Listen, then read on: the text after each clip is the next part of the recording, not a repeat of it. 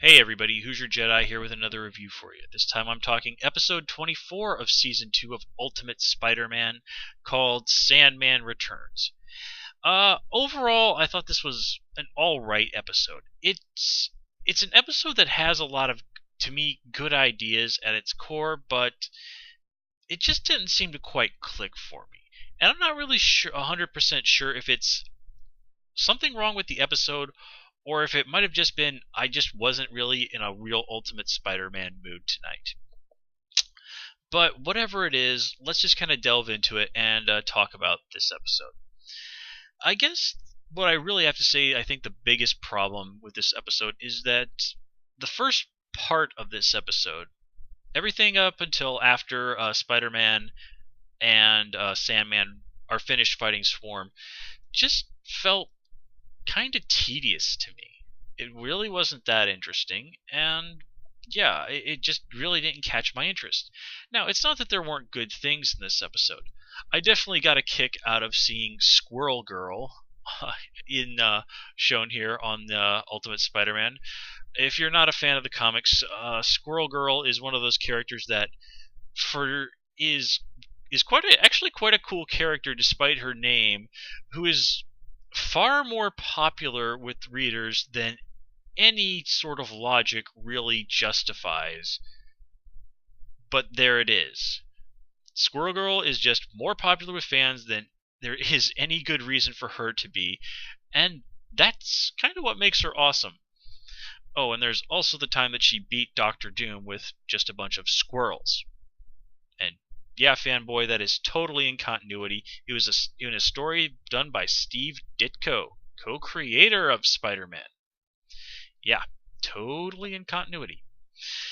But anyway, it was also kind of cool to see Awesome Andy again. And I wasn't really very impressed with what they were doing with him in the early part of the episode, but the way they used Awesome Andy to solve the problem with Sandman at the end, that was good. That was really outside the box thinking, and I thought it was pretty fun.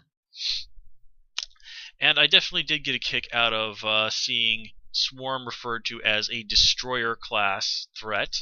Obviously a little bit of a nod to the Thor movie there. That's some cute thinking here. But really, getting into the main thrust of all this episode is that Spider-Man wants to help Sandman redeem himself because he's feeling guilty about not being able to save Kurt Connors. He keeps talking about how he wants a win, which seems really bizarre given how last episode he did get a pretty big win in that Norman Osborn, the Green Goblin, essentially his arch enemy last season, did apparently seem to successfully start down the road to redeeming himself. Now granted, Spider-Man has Kurt Connors on his mind, but still, the Green Goblin, Norman Osborn, for the first time in any Marvel reality that I'm aware of, appears to genuinely be a hero, and Spider-Man had a hand in making that happen. So listening to him go on about how he wants to win this episode, like I said, it just doesn't really ring very true. Or that, or Peter has an incredibly short memory span. Well, whatever. And I definitely did like how Spider-Man was the one who was standing up for Sandman, was believing him, was doubting, while his team, of course, are sitting around doubting him, and for pretty good reason. I mean, Sandman did try to kill them, so obviously they're not going to be in a big rush to want to be buds with him or have him on the team. Now, I did like that, once again, we could see Iron Fist being the voice of reason here. He's not really down with what's going on here, but he does give Peter some real and genuine advice, and he does boil it down to, just because you want something to be true, don't delude yourself. And, that really is great advice. That is exactly what Peter needed to hear. Iron Fist wasn't passing judgment. He was simply giving Peter some real and genuine advice as to how to deal with the situation.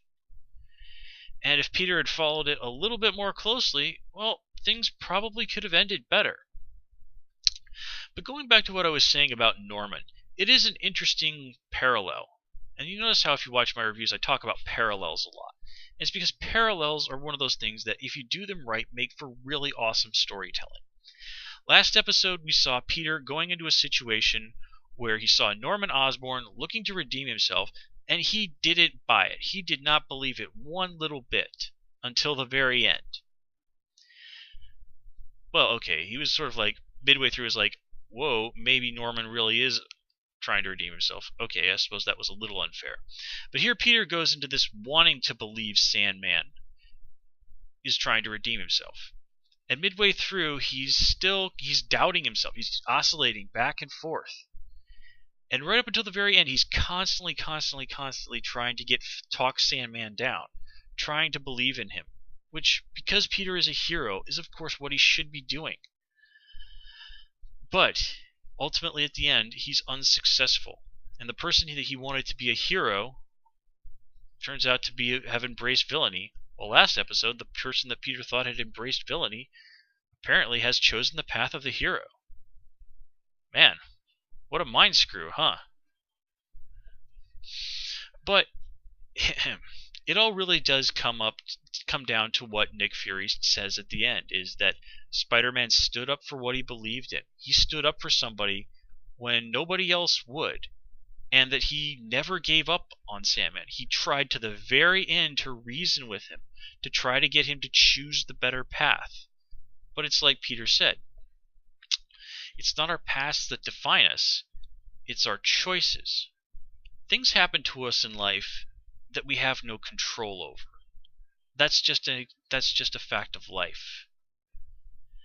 It's only in how we react to these things that we really have any real degree of control. And it is in our choices of how we react to these things in life that really shows us our true character.